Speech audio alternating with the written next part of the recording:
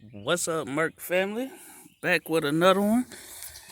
And today, I'm just giving y'all some updates on what's going on with the Merc. As you can see, it's right back filthy, but we're not going to worry about that right now.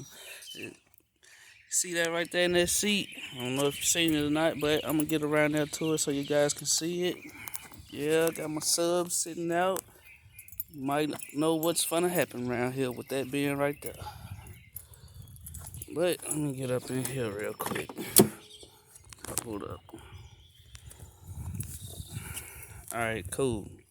So, got some speaker wire right there.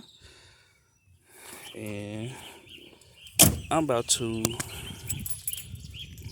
I just took everything out my trunk, throwing stuff away. I'm about to take and put all my inside speakers on this amp right here.